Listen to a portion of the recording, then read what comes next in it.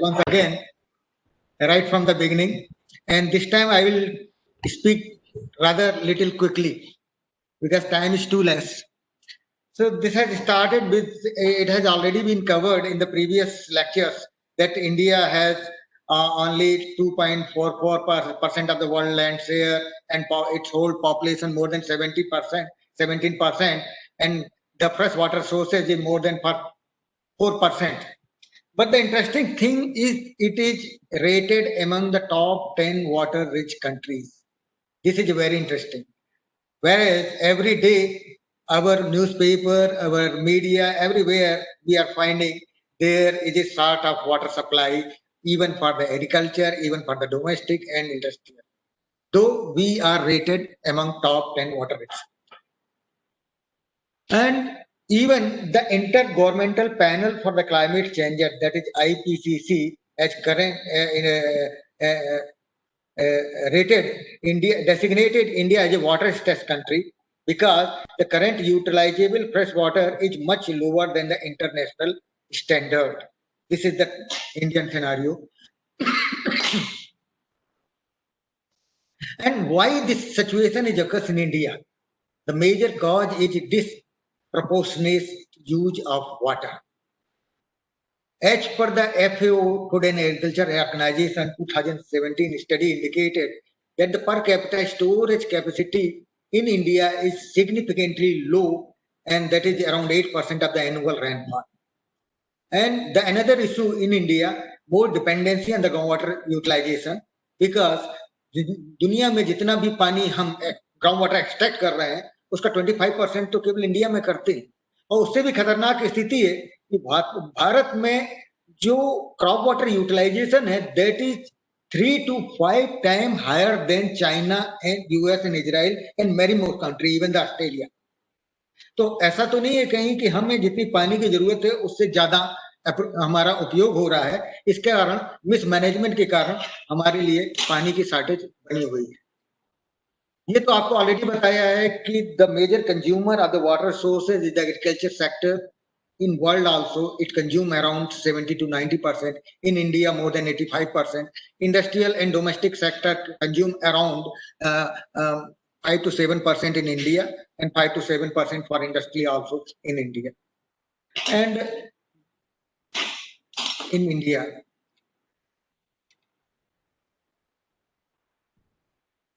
सबसे बड़ी बात यहाँ पे आती है कि अगर कोई आपसे पूछे कि एक कप राइस बनाने के लिए कितने पानी की जरूरत पड़ेगी या आप दिन भर में पानी कितना उपयोग करते हैं, तो आप बोलेंगे भाई 1 से 2 लीटर मैं पी लेता हूँ. 1 कप चावल बनाना है तो मुझे 2 कप पानी मिल जाए तो हमारा 1 कप चावल बन के तैयार हो जाएगा. पर ये सच्चाई नहीं. वर्ल्ड एवरेज देखें तो करीब 2173 लीटर पानी जो होता है 1 kg ऑफ हस्क राइस को प्रोड्यूस करने में लगता है. और इस प्रकार से देखें तो इंडिया में हम देखें तो 1 किलो राइस या 1 किलो व्हीट को प्रोड्यूस करने के लिए हमें 2000 से लेके 5000 लीटर पानी की जरूरत पड़ती है.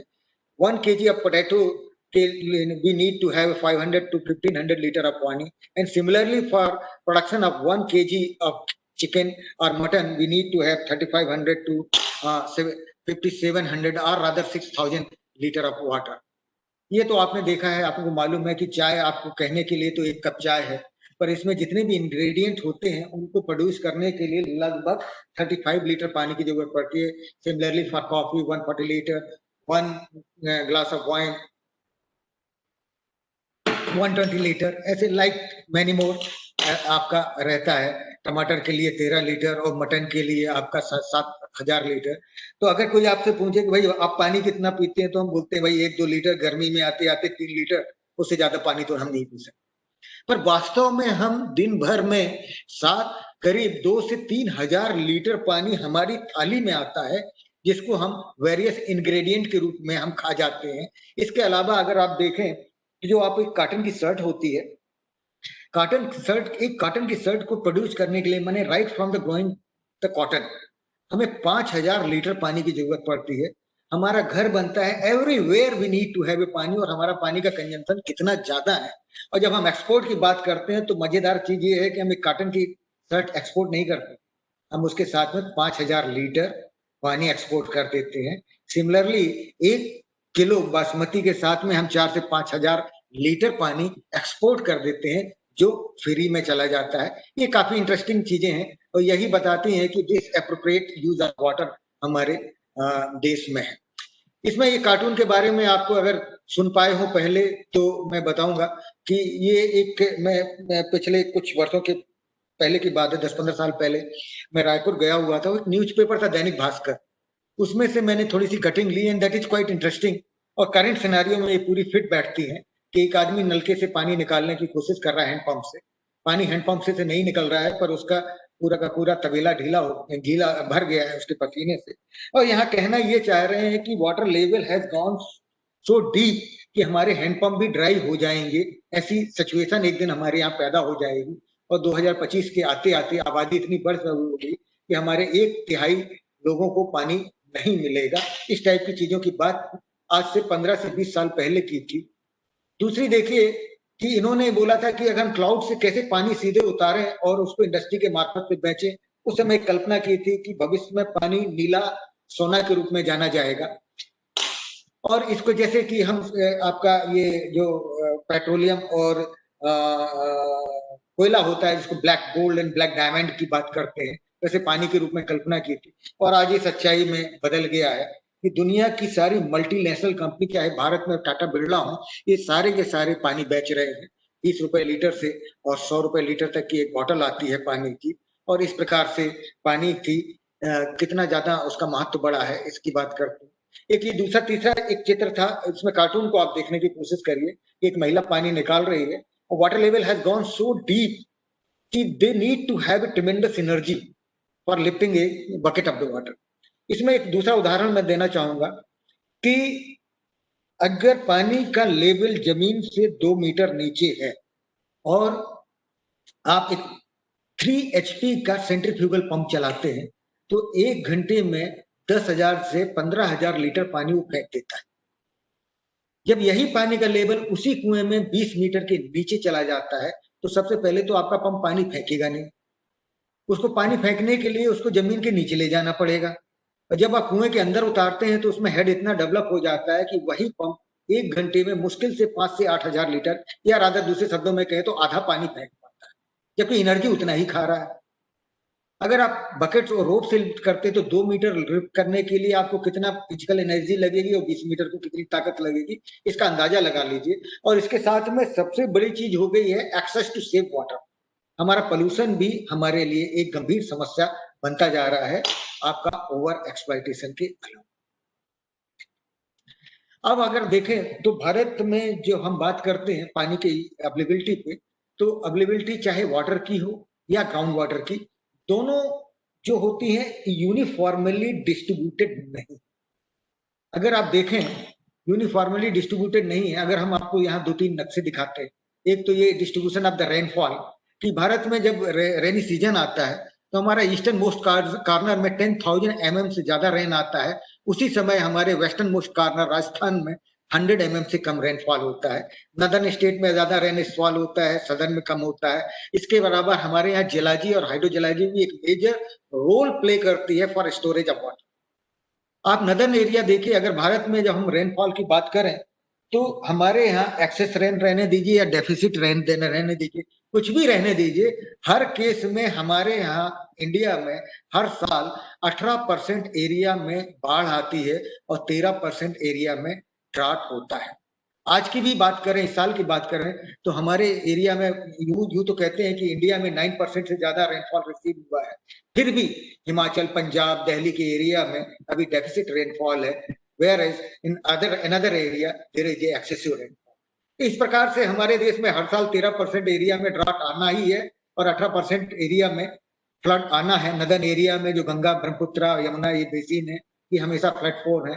और यहाँ पे देखिए नीले रंग से ये एलुवियम एरिया दिख रहा है, यहाँ पे ग्राउंड वाटर की भी availability as compared to peninsular India, जो आपको हरे और पर्पल और ब्राउन कलर पे दिख रहा है, जहाँ पे हार्ड रॉक होती है, वहां पर हमारे पास surface water as well as groundwater storage is comparatively less.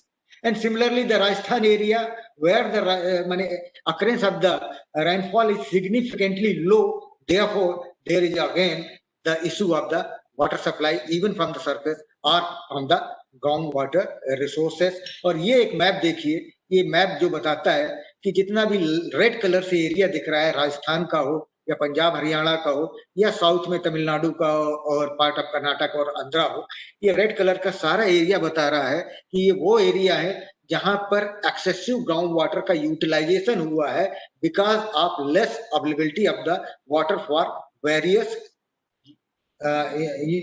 Utilisation. Same time ये आप देखिए जो येलो कलर का एरिया है वो क्रिटिकल ब्लॉक बताते हैं, सेमी क्रिटिकल ब्लॉक जो होता है ग्रीन कलर का एरिया है. तो ये एरिया बता रहे हैं कि हमारे पास कुल मिला के यूं कहना चाहिए कि जो हमारी डिमांड है वो हमारी अवेलेबिलिटी से ज्यादा होने के कारण हमारे पास में जो पानी का रिसोर्स है दैट इज एज कंपेयर काफी कम है और हमारे रिसोर्सेस पे काफी स्ट्रेस आता है. और हाउ टू कम आउट, इससे हम कैसे बाहर निकलें, इसके लिए हम वाटर मैनेजमेंट टेक्निक की बात करेंगे. वाटर अवेलेबिलिटी को लेके पर कैपिटा ऑलरेडी शायद हमारे चास्कर साहब ने काफी बात की हुई और ये भी की है कि भाई हमारी इंक्रीजिंग पॉपुलेशन से per capita availability is reducing day by day, year by year. In 1947, when we got independence, that time per capita availability was more than 6,000 cubic meter per.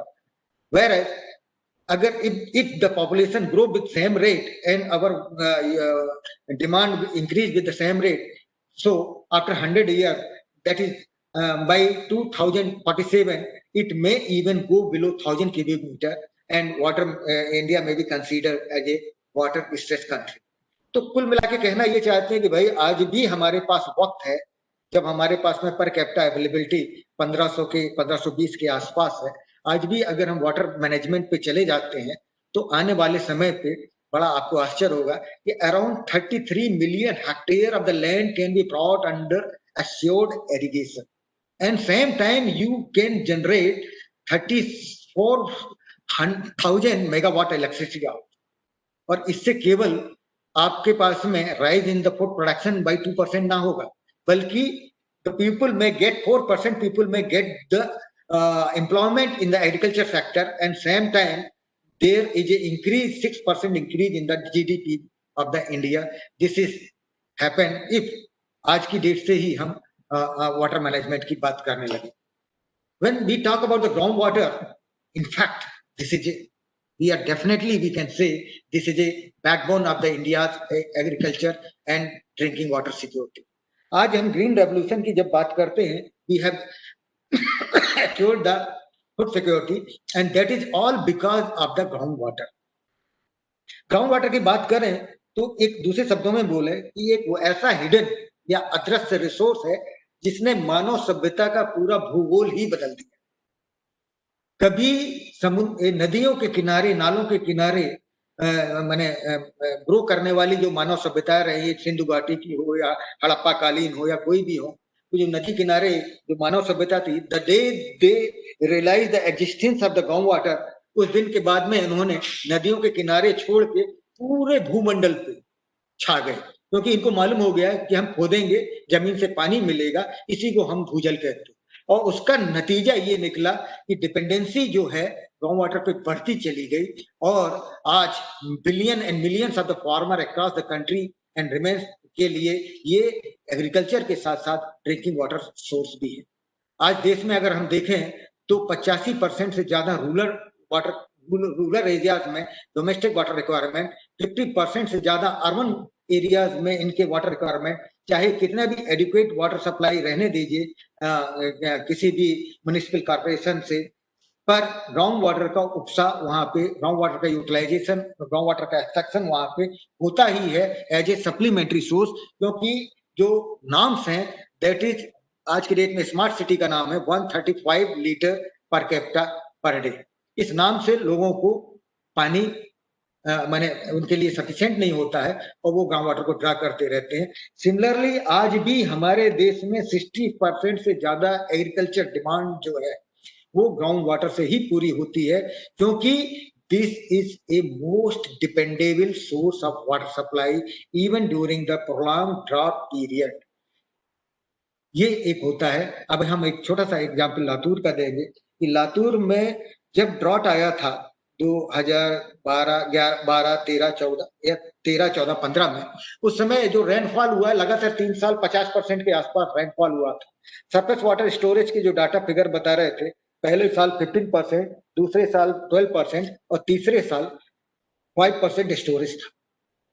और उस समय वहां पे रेलवे से पानी सप्लाई किया था, लगभग मेरे जहां तक मुझे याद है, मैं भी गया था, 25 लाख लीटर पर डे पानी ट्रेन से आता था। वो 25 लाख मेरे को तो नहीं समझता है कि शहर की ही पूरी डिमांड को पूरा कर पाता हुआ। Then we thought think what about the rural areas. Rural areas में certainly they have a supply from the ground water sources when most of their resources have become dry. अगर किसी गांव में 100 कुएं हैं तो 100 में से 90 सूखेंगे, 95 सूखेंगे, पर 5 कुएं हमेशा ऐसे रहते हैं जहां पे पानी रहता है, और वही कुएं से उस गांव में और उसके आसपास गांव में टैंकर से जो पानी जाता है वो वहीं 10-50 किलोमीटर के रेडियस में ग्राउंड वाटर से ही जाता है, ना कि वो एक लॉन्ग डिस्टेंस से आता है। ये एक थ्रेट जो है ग्राउंड वाटर के लिए हमेशा बनी रहती है। और increasing dependence of the ground water as a reliable source, इसका जो हुआ है large scale and often indiscriminate exploitation for various part of the country, और उसके रिजल्ट हुए हैं कि बहुत से कंट्री के अनेक हिस्सों में, जैसे हम आपको ओसीएस ब्लॉक जो दिखा रहे थे रेड कलर से, येलो कलर से और ग्रीन कलर से, यहाँ पर ओवर एक्सप्लॉइटेशन हुआ है और वाटर लेवल काफी डिक्लाइन गया है। आज भी लोग सोचते हैं कि वो जितने गहरे गहरे खोदते जाएंगे उनको उतना उतना पानी मिलेगा, और उनको ऐसा लगता है कि वाटर ये इन्फिनिट रिसोर्स, जितना चाहे वो जमीन से निकाल सकते हैं, पर ये सच नहीं है। This is A finite resource and it's availability is also limited in space and time, and it is not necessarily when they go deeper and deeper they may get a water and that too of the desired quality, means potable। क्योंकि कभी कभी most of the cases में देखा गया है कि ज्यादा गहराई से मिलने वाला पानी की क्वालिटी बहुत बार पोर्टेबल नहीं होती है, दैट इज रिलेटिवली सलाइन। तो इन लाइट ऑफ अब फैक्ट जो हमने अभी तक बात की है, आज जरूरत आ गई है कि we have to frame a such a strategy in and with the scientific and sustainable management, जिससे हम देश के ग्राउंड वाटर को हम मैनेज कर सकें। और ये जो स्ट्रेटजी होगी that should not only address the issue of increasing ground water availability but also consider the aspect of regulatory and protection major. यानी हम ये कैसे, माने सरकार के सामने दो चैलेंज है कि हम सप्लाई को कैसे इंक्रीज करने, आगमेंट करने, और साथ में पानी को किस तरीके से रेगुलेट करें जिससे हम पानी को मैनेजमेंट कर पाए। And this is a really very very difficult task. अभी आपको मैंने ये जो दो मैप दिखाना चाह रहा था, ये जो मैप है वाटर लेवल के मैप हैं, इसको ध्यान से देखिए। जो रेड कलर राजस्थान के एरिया में दिख रहा है, ये वो एरिया है जहां पे पानी का लेवल जो है 40 मीटर के नीचे है, और जो ब्राउन कलर दिख रहा है यहाँ 20 से 40 मीटर है, और जो ये आपको पर्पल कलर दिख रहा है ये 10 से 20 मीटर है, और जो ये ग्रीन कलर दिख रहा है ये 2 से 5 मीटर जमीन के नीचे पानी है। तो प्री मानसून में जो CGWB है, इनके पास में बहुत एक सेट ऑफ मॉनिटरिंग वेल है ऑल अक्रॉस द कंट्री, जिनको ये साल में 4 बार मॉनिटर करते हैं। और जब ये मॉनिटर करते हैं, इसका वाटर लेवल हम वर्षों से नोट कर रहे हैं, और इससे हमें पानी का न केवल करंट सिनेरियो मालूम पड़ता है बल्कि लॉन्ग टर्म चेंजेस भी हम इससे असेस कर पाते हैं। और हमें ये भी पता लगता है कि एनुअल चेंजेस जो होते हैं, नेचुरल रिचार्ज यानी रेनफॉल से जो रिचार्ज होता है, ऑगमेंटेशन से हमने वेरियस मेजर ले रखे हैं, उनसे क्या इम्पैक्ट होता है उसका भी हमें पता लगता है। And that you can very well see from this two maps. This is a pre-monsoon map and this is the post-monsoon map of the country. Post-monsoon में देखिए natural recharge and various recharge से green area बढ़ गया है और बाकी purple area कम हो गया है, वेयर एज यहाँ पे पर्पल और रेड और ब्राउन एरिया ज्यादा दे रहा है। पर इवन प्री और पोस्ट मानसून में अगर आप देखेंगे, देयर आर सर्टेन एरिया जहाँ पे आपका रेड और ब्राउन एरिया बना हुआ है राजस्थान में, यानी यहाँ पे बहुत ज्यादा रेनफॉल का इम्पैक्ट नहीं हो रहा। अब आपको बताएंगे कि जो लॉन्ग टर्म डाटा होता है उसका जब हम एनालिसिस करते हैं तो वाटर लेवल लॉन्ग टर्म में कैसे डिक्लाइन हो रहा है ये भी देखने मिलता है। इस सितंबर 91 से लेके फरवरी 2009 का डाटा जब हमने यहाँ पे एनालाइज किया, ये देखिए कि steep decline in water level है। इसी का परिणाम है कि गर्मी आते आते काफी एरिया में पानी सूख जाता है। इसके अलावा हम ग्राउंड वाटर रिसोर्स असेसमेंट भी करते हैं, सेंट्रल ग्राउंड वाटर असेसमेंट करता है, और ग्राउंड वाटर रिसोर्स असेसमेंट के हिसाब से availability of the ground water, perhaps it has been already covered कि total replenishable ground water availability in India is 431.86 or 432 BCM and net annual availability is 393 MCM। और जबकि पानी का जो extraction है net annual draft for all purposes around 249 BCM। इस प्रकार से देखें तो stage of ground water development अगर देखें, यानी टोटल रिचार्ज जो होता है उसमें से कितना पानी का एक्सट्रैक्शन हो रहा है, तो हम देखें अराउंड 63.33% हमारे पास में पानी का एक्सट्रैक्शन एक्सप्लॉइटेशन हो रहा है। दैट इंडिकेट कि still we are in safe category, और हमारे पास में there is a lot of scope to have a further exploitation of water.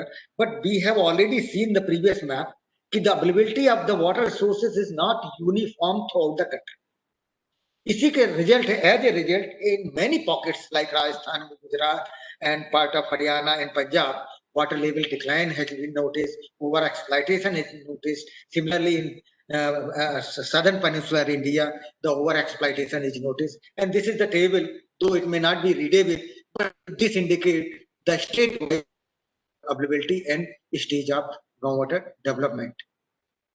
And this is, I was talking about the categorization of the various block or assessment unit. So in India, around 6,881 unit we are assessing the groundwater, and these units are blocks, taluka, tehsil or firqat. Out of 681 units, safe units are 4,310, where the groundwater development is less than 70%. Semi-critical areas where the groundwater development is between 70 to 90% is 972. Critical areas where the groundwater development is 90 to 100% is 303 only. And over-exploited where the groundwater development is more than 100% is 1186. और करीब 100 जो है वो saline है जहाँ पे पानी की क्वालिटी पोर्टेबल नहीं है। जब ग्राउंड वाटर मैनेजमेंट की बात करते हैं तो शुरू में initial stage we are talking about the supply side intervention, means how to augment the our supply by artificial mean, और उसमें हमने काफी आर्टिफिशियल रिचार्ज वगैरह की बात की। पर अभी आज जो है there is paradigm shift from the supply side intervention to demand side intervention, and now we are talking about the regulation, and with the current scenario we are giving more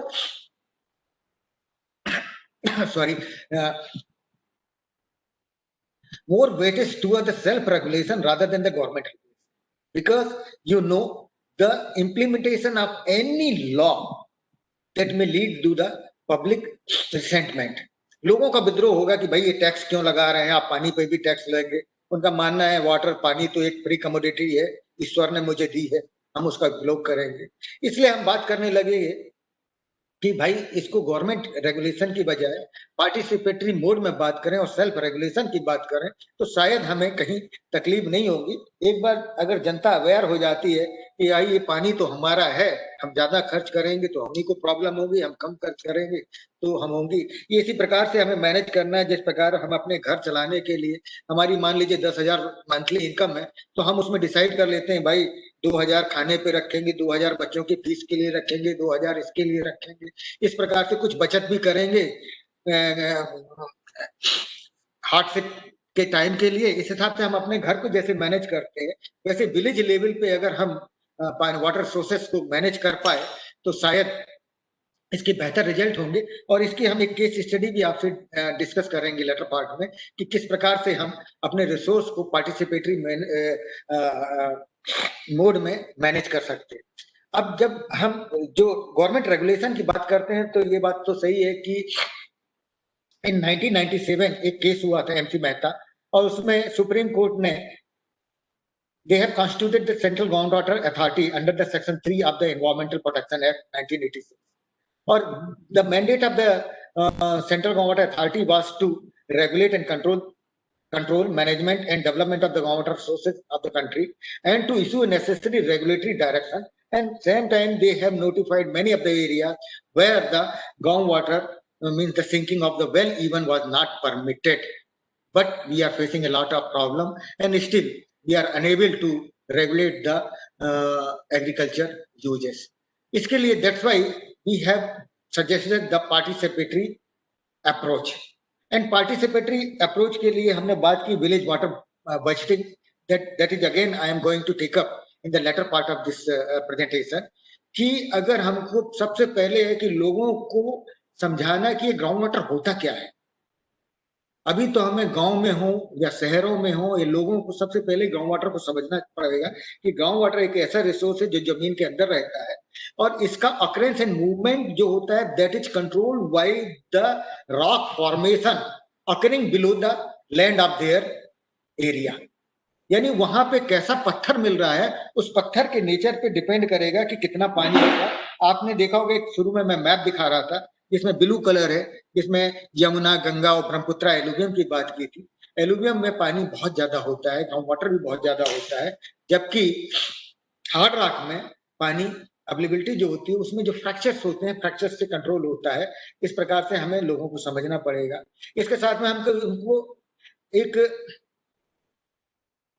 थोड़ा सा डाटा के बारे में भी समझना पड़ेगा कि अगर वो रेनफॉल उनको मालूम हो जाए कि इनके गांव में कितना आ रहा है, कुएं में वाटर लेवल क्या है, किसी क्रॉप के लिए कितना क्रॉप वाटर रिक्वायरमेंट होता है और दूसरे उपयोगों के लिए कितना रिक्वायरमेंट होता है. और इस प्रकार से जिस प्रकार से हमने आपको बताया ना, घर में अपना बजट बनाता हूँ, अगर गांव के लोग एक ग्राम सभा के साथ में बैठ के बजटिंग कर ले तो शायद वो इसको मैनेज कर सकते हैं. और इसके बहुत ही अच्छे प्रयोग जो है महाराष्ट्र के अनेक गांवों में हुए हैं और उसके काफी इंकरेजिंग रिजल्ट मिले हैं.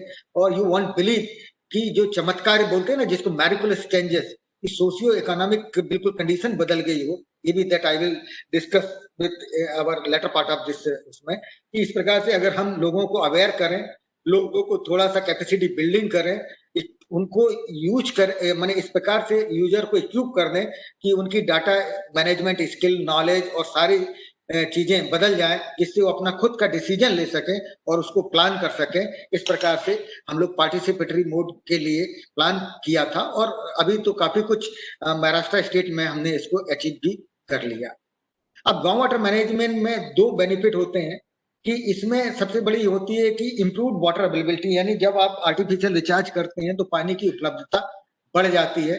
इसके साथ में इम्प्रूव्ड जब आप water use efficiency measure apply करते हैं like drip and micro irrigation, like drip, sprinkler, और ये कम पानी का उपयोग करते हैं, डिमांड साइड मैनेजमेंट करते हैं, तब भी आपकी पानी की बचत होती है. और जब पानी की बचत होती है तो पानी का डिक्लाइन जो हो रहा था उस गांव में लॉन्ग टर्म वो अरेस्ट होता है, पानी का लेवल बढ़ना शुरू होता है. और जब लेवल ऊपर आता है तो आपके lift reduction in pump lifting होती है, उसमें बिजली की भी खर्च बचता है. और लोगों को धीरे धीरे जब समझ में आता है तो वो फिर क्या होता है, वाटर इंटेंसिव क्रॉप की जगह एप्रोप्रिएट क्रॉप चूज करते हैं, जिसमें उनको उतने ही कम पानी में उतना ही पैसा कमाया जा सके. ऐसी बातें होने लगती हैं और इसके रिजल्ट हमें देखने मिले. सेंट्रल ग्राउंड वाटर बोर्ड ने एक नेशनल एक्यूफर मैपिंग प्रोग्राम के तहत काफी एरिया महाराष्ट्र का अराउंड 50% कवर कर लिया और अगले 2-3 सालों में हम पूरा महाराष्ट्र कवर कर लेंगे, जिसमें हम village wise water management plan जो है एक सरकारी हम एक विजन डॉक्यूमेंट रखेंगे और उस डॉक्यूमेंट के हिसाब से लोग बाग अपना जो इम्प्लीमेंटिंग एजेंसी होती है स्टेट की, वो काफी कुछ इसको यूटिलाइज करके वहां के वाटर सोर्सेस को मैनेज कर सकती है. इसमें आप देखिए कि एक ये मालसेलस ब्लॉक है सोलापुर डिस्ट्रिक्ट का, इसका एरिया जो है that is around 1608 square kilometre. इसमें जो हमने टोटल अवेलेबिलिटी कितनी है, stage of ground water development है, सारा डाटा इकट्ठा किया. अब आप देखिए कि इस गांव में, इस ब्लॉक में annual availability of water sources माने ग्राउंड वाटर सोर्सेस बार 209.99 या से 210 एमसीएम पानी यहाँ पे ग्राउंड वाटर है. और जबकि यहाँ का एनुअल ड्राफ्ट या एक्सप्लॉइटेशन जो है 210.61 एमसीएम है. तो अब क्या हो रहा है, stage of ground water development 100.29% हो गई. इसका मतलब ये ओवर एक्सप्लॉइटेशन हो रहा है. इसके बाद हमने एसेस किया कि भाई यहाँ इस गांव की डिमांड क्या है, उसकी सप्लाई कहाँ से हो रही है। देखिए agriculture supply from ground water इतना है, agriculture supply from the surface water is इतना है, डोमेस्टिक सप्लाई इतना है, डोमेस्टिक सप्लाई सरफेस वाटर से इतना है, और टोटल सप्लाई से अभी टोटल डिमांड और टोटल सप्लाई से हमने gap between the demand and supply assess कर लिया, and to bridge the gap between demand and supply, and same time the another target how to reduce the groundwater exploitation so that we can bring this taluka from over exploitation to safe category. Safe category का मतलब हो गया कि अगर उस तालुका में 100% जो exploitation हो रहा है उसको 70% से नीचे ले आए या 70% पे ले आए। इसके लिए हमने दो स्ट्रेटजी यहाँ पे सजेस्ट की, that is A demand side intervention and supply side intervention. Supply side intervention के लिए हमने पूरा एसेस किया कि एक्चुअली अगर वाटर लेवल को 5 मीटर बिलो ग्राउंड लेवल लाना है तो हमको कितने पानी की जरूरत होगी, उसको एक फार्मूले से हमने एसेस किया। एसेस करने के बाद में हमने देखा कि यहाँ पे सरप्लस रन ऑफ कितना अवेलेबल है। सरप्लस रन ऑफ यानी वो पानी होता है जो जिसका कहीं भी यूटिलाइजेशन नहीं होता है, वो नदी नाले में बह के जाता है। उसकी अवेलेबिलिटी के हिसाब से हमने नंबर ऑफ स्ट्रक्चर तय किए कि इस गांव में कितने पर्कुलेशन टैंक होने चाहिए, कितने चेक डैम होने चाहिए या अदर रिचार्ज मेजर होना चाहिए, जिससे हम पानी को आगुमेंट कर सकें, ग्राउंड वाटर रिसोर्स को आगुमेंट कर सकें। तो हमने देखा कि मालसीरस में हम अपने जो हमारे पास सरप्लस अवेलेबल है उससे करीब 9.14 एमसीएम वाटर जो है आगुमेंट कर पाते हैं। और द मोमेंट हम 9.14 एमसीएम वाटर आगुमेंट करते हैं तो हमारा पानी का जो अवेलेबल रिसोर्स था वो 209.99 से बढ़ के 219.13 एमसीएम हो जाता है। तब हम देखते हैं कि अभी हमारा गांव वाटर रिसोर्स बढ़ गया तो हमारा स्टेज ऑफ डेवलपमेंट 100 के नीचे आ गया और वो आ गया 96.11%। तो अभी हम सबसे पहले सप्लाई साइड इंटरवेंशन से क्या हुआ कि हम ओवर एक्सप्लॉइटेशन से क्रिटिकल कैटेगरी में आ गए। अभी भी अगर हमें इसको 70% पे लाना है तो हमारे लिए we need to have another 57.22 MCM pani. अगर हमारे पास इतना पानी और आ जाए तो हम सेफ कैटेगरी में आ जाएं। अब चूंकि एक्सप्लॉइटेशन तो हो रहा है तो only option left is how to reduce the demand. अगर हम अपनी डिमांड 57.22 एमसीएम से रिड्यूस कर ले तो हमारा ये ब्लॉक जो है सेफ कैटेगरी में आ जाएगा। उसके लिए हमने क्या सजेस्ट किया, we have suggested the demand side intervention. And demand side intervention में देखिए कि हमने देखा कि ये जो ब्लॉक है या तालुका है यहाँ पे 103 स्क्वायर किलोमीटर में शुगर कैन होता है। और अब हमने देखा कि अगर ये 103 स्क्वायर किलोमीटर का शुगर कैन में जो ट्रेडिशनल फ्लड एरिगेशन है उसकी जगह हम अगर ड्रिप एरिगेशन ला देते हैं तो हम करीब 58.71 एमसीएम पानी सेव कर लेंगे। इसका रिक्वायरमेंट हमारा घट जाएगा क्योंकि फ्लड एरिगेशन में जो क्रॉप वाटर रिक्वायरमेंट है दैट इज ए 2.45 मीटर है, जबकि ड्रिप से इट इज 1.88 मीटर है। यानी टोटल 0.57 मीटर जो पानी है वो हमारा अप्लाई करने से बच जाता है, जिससे saving would be around 58.71 MCM. अब हमारी एक्चुअल रिक्वायरमेंट कितना था 57.22। अगर 57.22 एमसीएम पानी मिल जाता तो हमारे यहाँ स्टेज ऑफ डेवलपमेंट जो 70% पे आ जाता और हमारे पास में आगे अभी कितना सेविंग से 58.71 केवल शुगर कैन से, जबकि हमारे पास अभी भी बहुत से ऑप्शन है जिससे हम पानी की डिमांड को और फर्दर घटा सकते थे। पर शुगर कैन ही अगर हमने इनिशियली लिया फिर भी हम 70% यानी सेफ कैटेगरी में आने के बाद में हमारे पास में 1.49 या 1.5 एमसीएम पानी फिर भी बच जाता है, जिससे हम 2.29 स्क्वायर किलोमीटर एरिया को एडिशनल इरिगेशन के अंदर ला सकते हैं ग्राउंड वाटर से। That is called a demand side intervention. और इस प्रकार से हम जो है एक मैनेजमेंट प्लान जो है तालुका वाइज प्रपोज करते हैं और इससे हम काफी कुछ ग्राउंड वाटर सोर्स को मैनेज कर पाते हैं। तो आपने देखा कि डिमांड साइड जो मैनेजमेंट है इससे हम डिमांड घटा देते हैं। और अब आपको हम एक टेबल दिखाना चाहते हैं, दिस वेरी इंटरेस्टिंग टेबल। जो राहुरी कृषि विद्यापीठ है अहमदनगर में, जो एग्रीकल्चर यूनिवर्सिटी और राहुरी है, वहां से हमने डाटा लिया था और उसमें हमने देखा कि भाई हम केवल पानी ही सेव नहीं कर पा रहे हैं बल्कि हमारा प्रोडक्शन यील्ड भी क्रॉप प्रोडक्शन बढ़ गया है। अब आप छोटा सा एग्जांपल लीजिए, ऑनियन, प्याज। फ्लड इरिगेशन में हमारा जो per hectare 335 quintal per hectare इसकी यील्ड थी। जब हम ड्रिप इरिगेशन में शिफ्ट हुए तो यील्ड बढ़ के 413 क्विंटल पर हेक्टेयर हो गई, यानी ज्यादा पैदावार हुई। और फ्लड इरिगेशन से हमको 78 सेंटीमीटर पानी अप्लाई करना पड़ता था, जबकि ड्रिप से हम केवल 52 सेंटीमीटर पानी अप्लाई करना पड़ा। तो हम देखते हैं कि हमने ना केवल 33% पानी बचाया, बल्कि 25% प्रोडक्शन भी हमारा हाई होके निकला, यानी पानी भी बचा और पैसे भी, पैदावार ज्यादा हुई और पैसे भी ज्यादा आए। ऐसे ही कॉटन में देखिए 24% यील्ड बढ़ी, 51% पानी बचा। लेडी फिंगर यानी भिंडी में 12% इनका यील्ड बढ़ा और 45% पानी बचा। ऐसे ही केले की बात करें तो 15% यील्ड बढ़ा इनकी और 52% पानी बचा।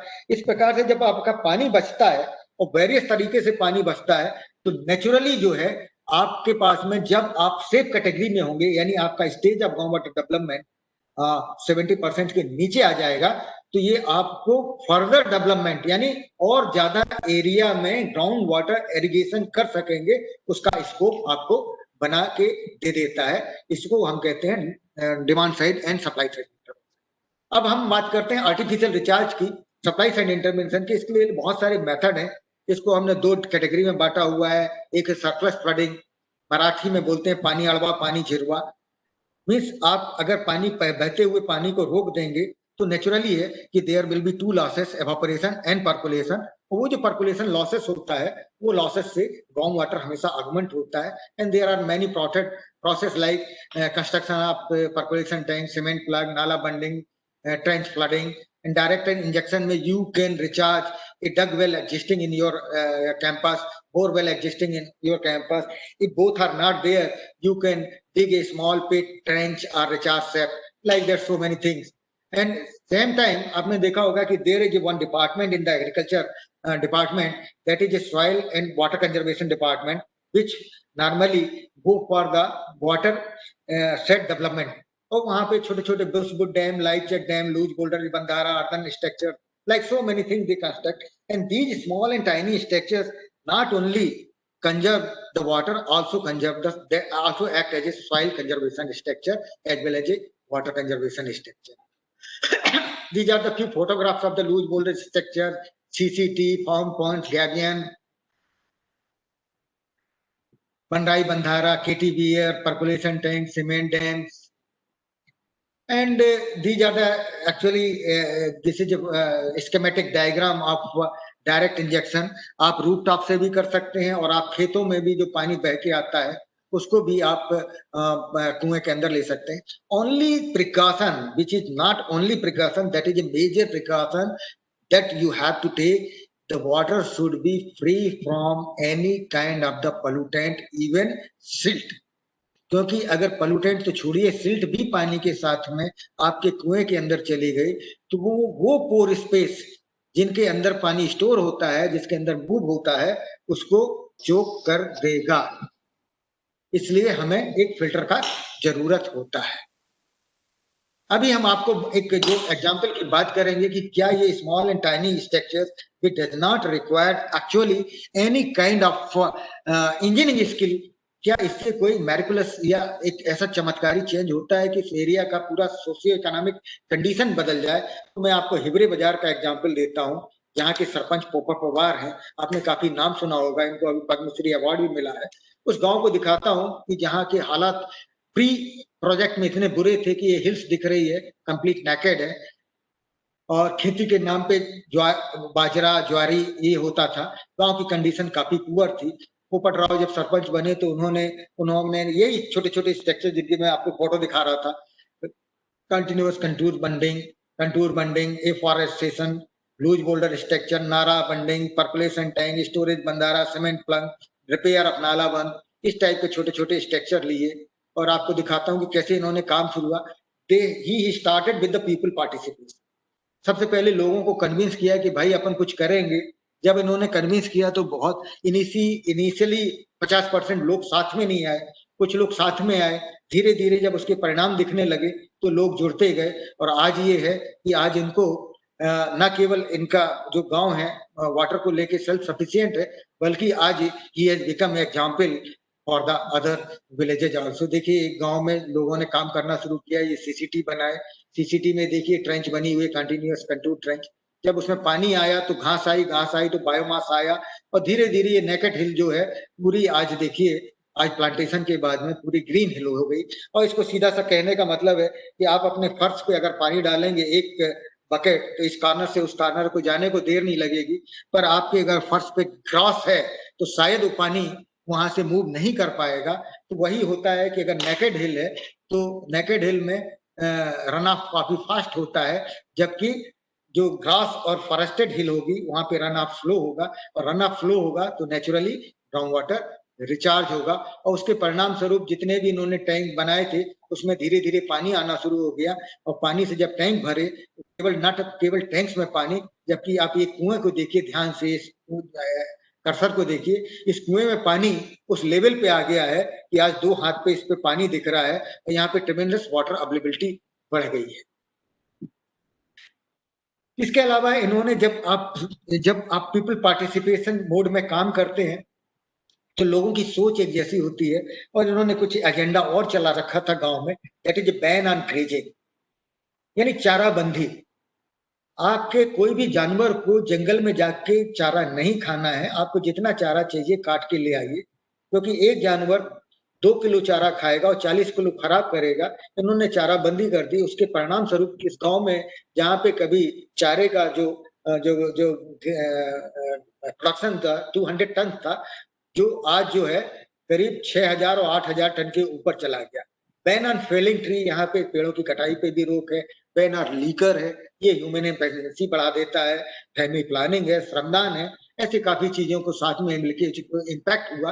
That I will show you कि जो गांव कभी ऐसा हुआ करता था, आप देखिए ध्यान से, गांव के बहुत बुरे हालात थे, खेती के नाम पे ज्वार बाजरी थी, पूरा पथरीला इलाका था। आज उस गांव का सिनारियो बदल गया है, और ये आज ये प्राइम मिनिस्टर के सपनों को साकार करता हुआ एक गांव। Can you believe it? जिन्होंने देखा होगा उनकी बात अलग है, पर जिन्होंने नहीं देखा है तो आप देखिए कि गांव में ग्राम पंचायत ग्राम संसद कहलाती है।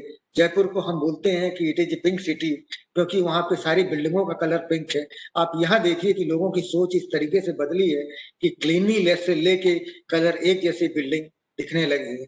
जिस गांव में केवल ज्वारी और बाजरी होता था, रेनफेड क्रॉप होती थी, पानी आने से आज वहां पे दिस इज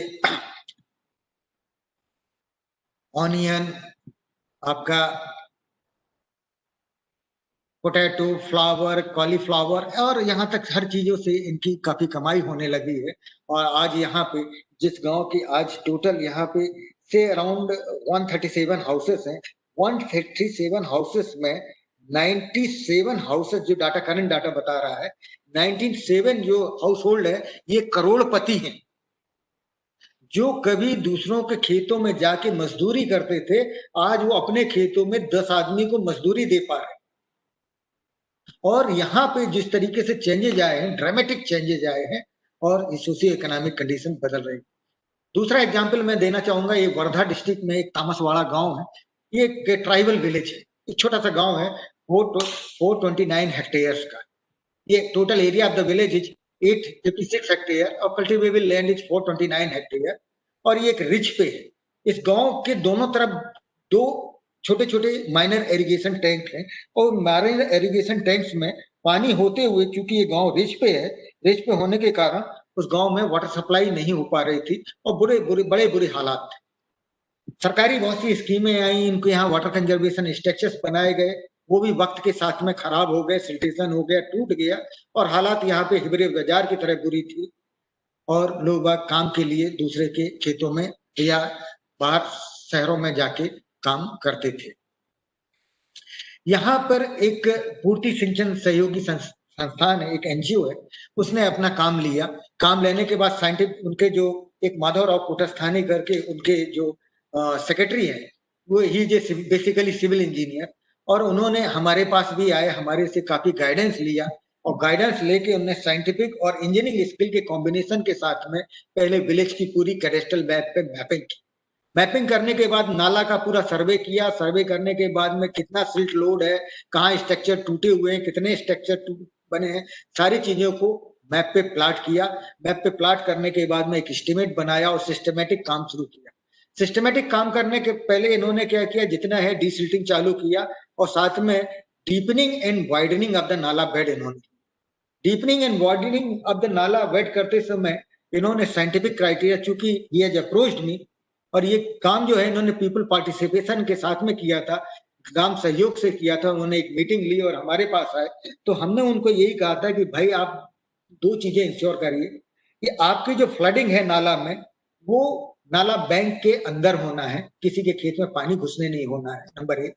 जब आप डीपनिंग करने जाते हैं तो आपको इंश्योर करना है कि इतने भी ज्यादा डीप ना करने की एक्वीफर एक्सपोज हो जाए, और एक्वीफर एक्सपोज होगा तो मैंने आपको पहले बोला था कि क्वालिटी ऑफ द वाटर, अगर उसमें सिल्ट भी है तो वो भी इंश्योर करना है। अगर एक्वीफर एक्सपोज हो जाएगा और सिल्ट एक्वीफर में घुस गई तो पानी ना अंदर जाएगा ना बाहर आएगा, वो एक्वीफर चोक हो जाएगा।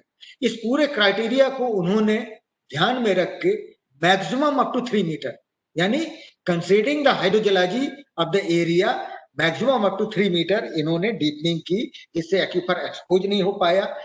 हर नाले की एक रेवेन्यू लिमिट होती है, वहां तक इन्होंने वाइडनिंग की और टोटल स्पेस बढ़ा दी। टोटल यहाँ पे स्टोरेज स्पेस बढ़ा दिया।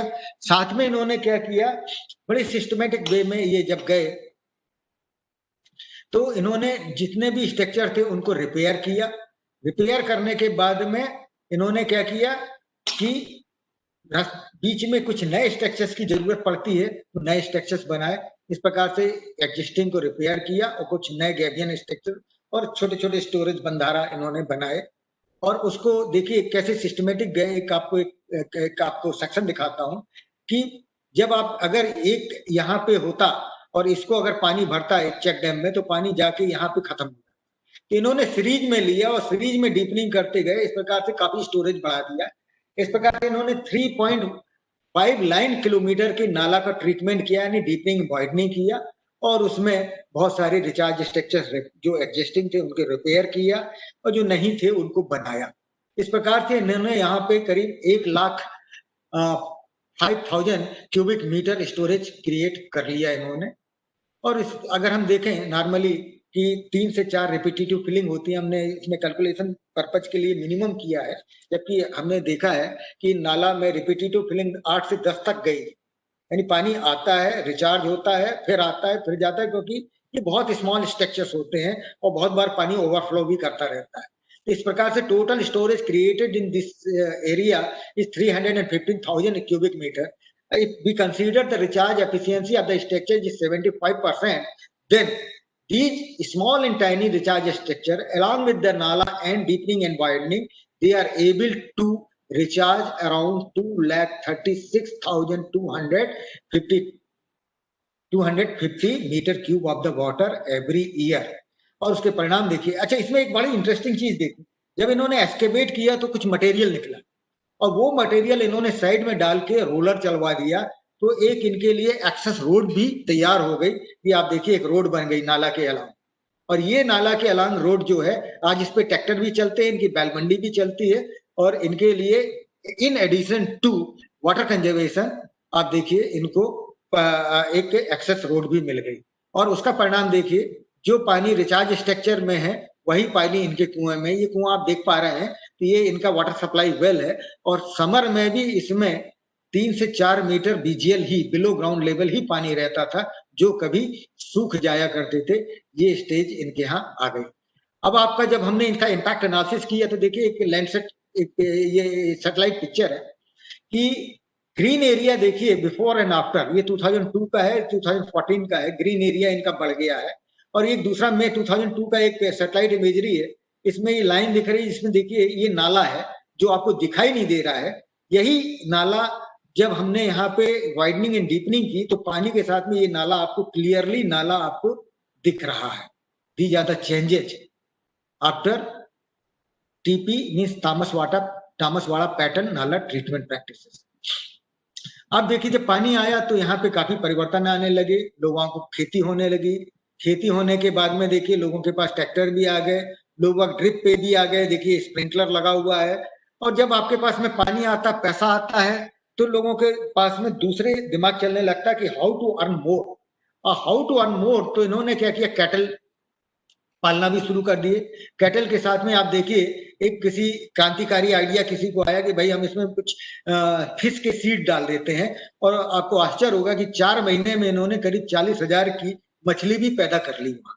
और इसका इम्पैक्ट एनालिसिस करें तो देखिए कि प्री प्रोजेक्ट में जहां पे नंबर ऑफ पंप सेट यानी बहुत बुरे हालात थे, करीब केवल आपको जैसा मैंने बताया कि 450 हेक्टेयर जो इनके कल्टीवेबल लैंड है, उसमें खरीफ में केवल 190 हेक्टेयर में क्रॉप होती थी, और रबी अभी में तो क्रॉप होती ही नहीं थी। केवल एक किसान था जो करीब 4 एकड़ में शुगर कैन लेता था, अदरवाइज कुछ भी नहीं था। उल्टे इस गांव में पुराने समय पे 24 हेक्टेयर एक ऐसी लैंड थी जहां पे बरसात में फ्लड आ जाता था, और वो पानी भरे होने के कारण, वाटर लॉक्ड होने के कारण उस जमीन का कोई उपयोग नहीं हो पाता। जब इन्होंने ये मेजर्स लाए, यानी आर्टिफिशियल रिचार्ज का नाला डीपनिंग एंड वाइडनिंग, जिसको इन्होंने तामसवाड़ा नाला ट्रीटमेंट पैटर्न नाम दिया है, उसके बाद में देखिए चेंजेज में कि खरीफ जो है 190 हेक्टेयर से 305 हेक्टेयर हो गया। ये डाटा शायद 2018 का या 17 का है, अभी और चेंजेज आ रहे हैं, still it is going on. Project 2012 में इनका शुरू हुआ था, 12-13 में। तो देखिए 305 हो गया। रबी जो जीरो था, रबी में आज 15 हेक्टेयर में क्रॉप हो रही है। शुगर कैन जो केवल 4 हेक्टेयर था, आज 16 हेक्टेयर में हो रही है। Groundnut and vegetable 16 hectare में दिख रहे हैं। हार्टिकल्चर जो था ही नहीं, आज वहां करीब 6 हेक्टेयर में आंवला की खेती हो रही है। 24 हेक्टेयर जो वाटर लॉक्ड हो जाता था, आज वो खरीफ के लिए अवेलेबल हो गया है। मिल्किंग एनिमल करीब जो 70 थे, ये जो रेवेन्यू रिकॉर्ड है पटवारी के पास में, वो रिकॉर्ड बताता है कि जो मिल्किंग एनिमल जो थे 70 से आज 190 हो गए हैं, और मिल्क प्रोडक्शन 180 लीटर से 550 लीटर हो गया। यानी आज ये दूध बेच के भी पैसा कमा रहे हैं। बकरियां पाल के ये इनके पास में मटन का प्रोडक्शन भी लगभग 2000 केजी आ गया है। और सबसे इंटरेस्टिंग चीज जो है, जो पटवारी का लैंड रिकॉर्ड में जो एनुअल पर फैमिली एनुअल इनकम लिखी रहती है, ये 4,900 लगभग 5,000 जो थी प्री प्रोजेक्ट, आज पोस्ट प्रोजेक्ट में यानी आफ्टर 3 या 4 साल के बाद में करीब 17,000 हो गई है पर मंथ पर फैमिली इनकम। यानी प्राइम मिनिस्टर का एक सपना था कि मैं किसानों की इनकम दुगनी कर दूंगा 5 साल में, यहाँ तो 3 से 4 साल में ही दुगनी दिखने लगी। और फिर क्रांतिकारी जब आइडिया आते हैं तो देखिए कि आज यहाँ पे केमिकल फर्टिलाइजर का यूज बंद हो गया। जो एनिमल डंग है उससे करीब 600 ton per year they are organic माने ये फर्टिलाइजर, ये मैन्योर माने वहां पे बना पा रहे हैं।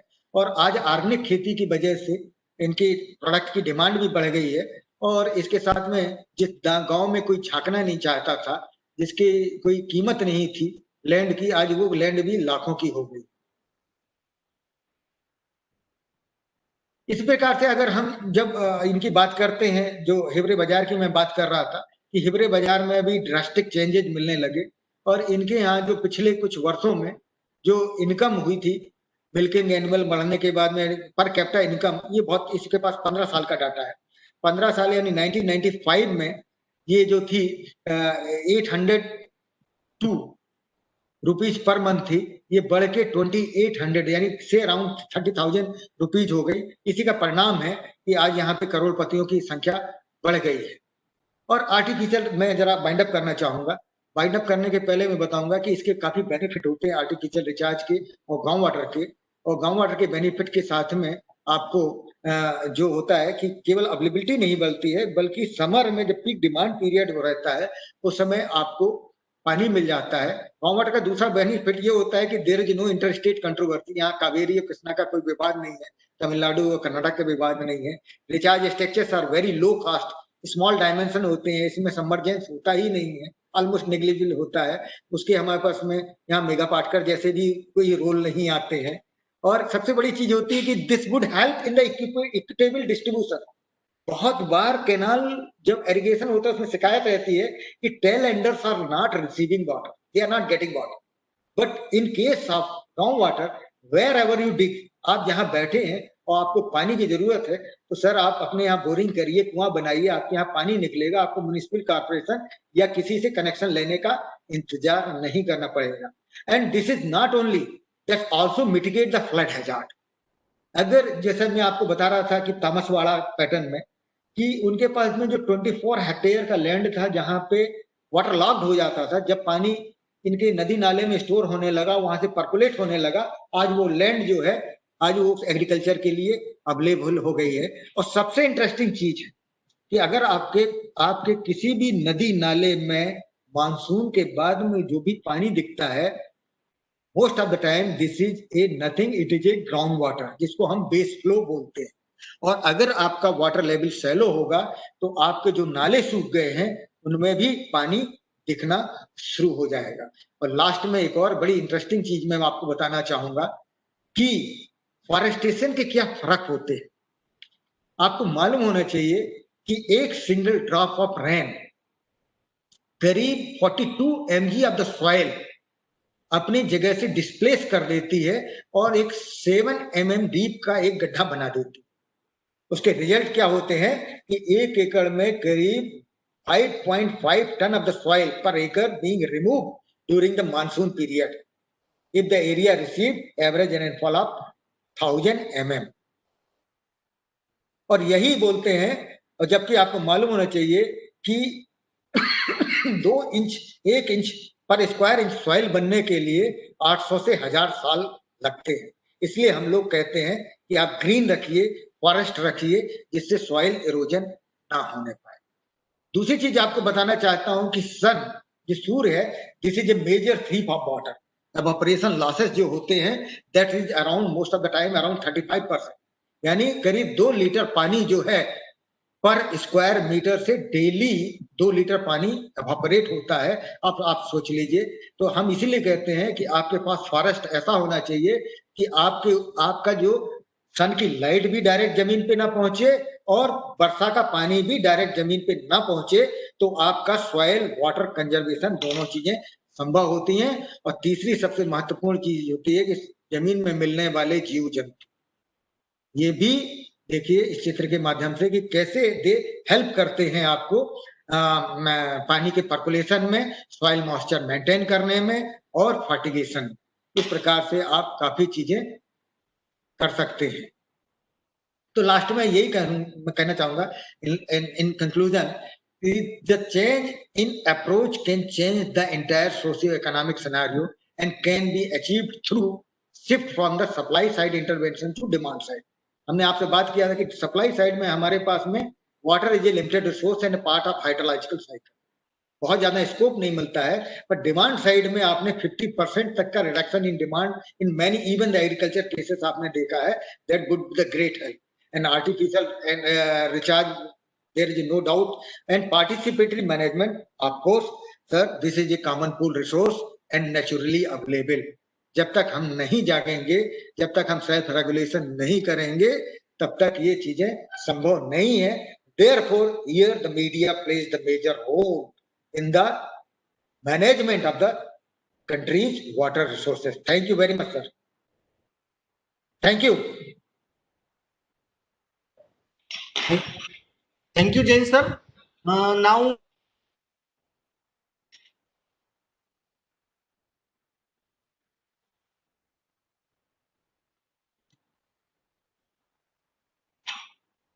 hello,